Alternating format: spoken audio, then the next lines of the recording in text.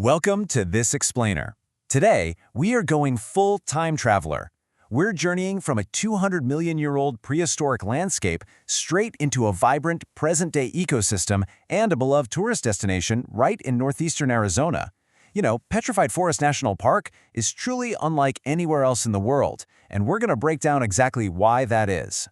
To kick things off, let's just ask a really fundamental question. What actually happens when an ancient forest turns to solid stone?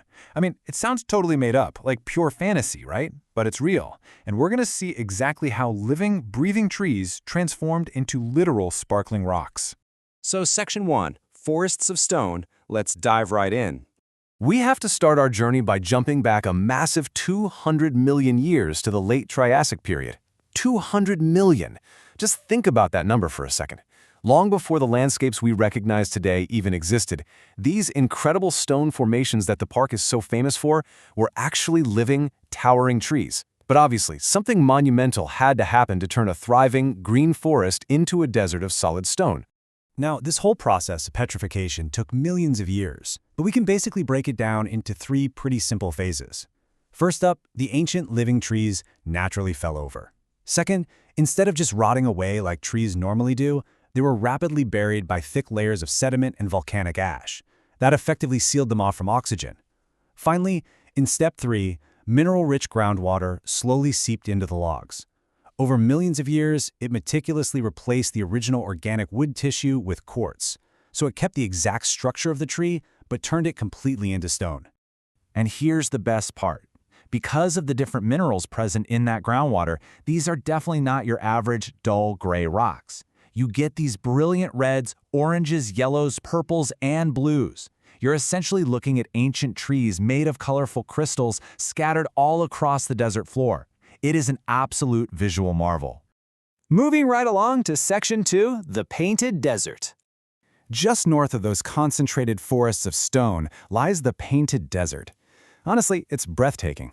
It's this landscape of rolling hills and layered rock formations displaying brilliant, almost otherworldly shades of pink, lavender, gray, red, and orange.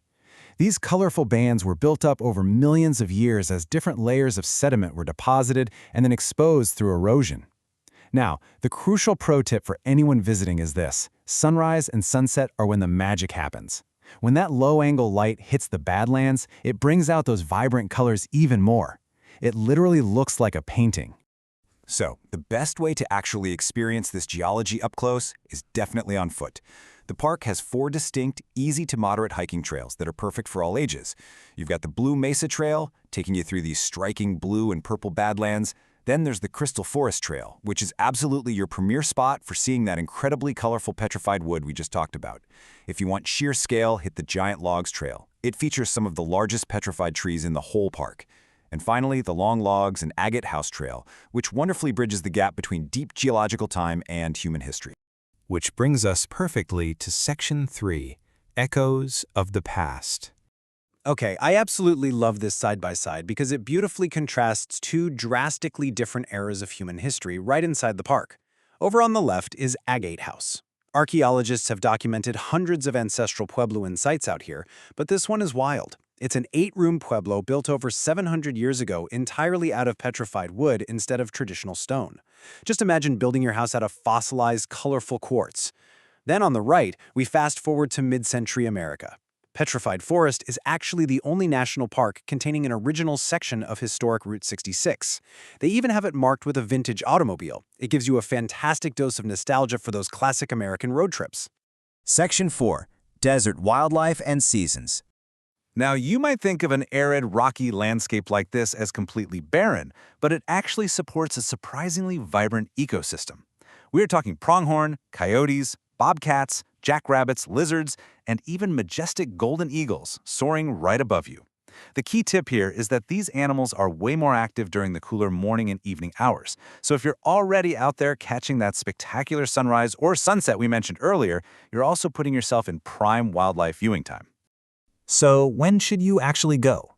Well, here is a quick breakdown of what you can expect year-round. Spring brings mild temperatures and beautiful blooming desert plants.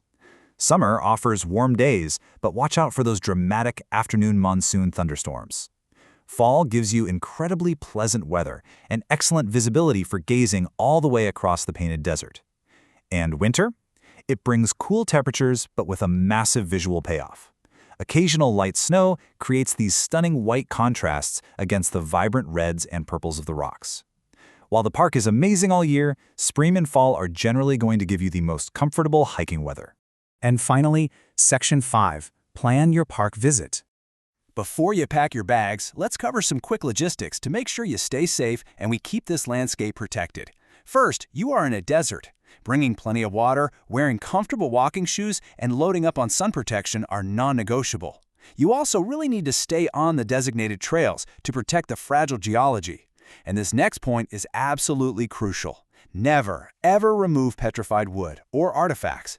Not only does it ruin the experience for everyone else who visits, but it's strictly protected by federal law, so just don't do it. Lastly, just take it easy. Allow yourself plenty of time to drive the scenic road between all these amazing overlooks and trailheads. Ultimately, Petrified Forest National Park is far, far more than just a collection of old fossilized trees. As this quote beautifully sums up, it's a place where you can walk through landscapes that tell stories spanning hundreds of millions of years. It covers everything from the ancient forests of the Triassic to prehistoric animals to indigenous cultures building homes from gems, all the way to the iconic heyday of Route 66. It really just blends geology, history, and natural beauty into one unforgettable experience. From those sparkling quartz logs to the sweeping, colorful vistas of the Painted Desert, this landscape has quite literally spent 200 million years waiting for you. So, are you ready to walk through history? Thanks for joining me on this explainer today, and as always, keep exploring.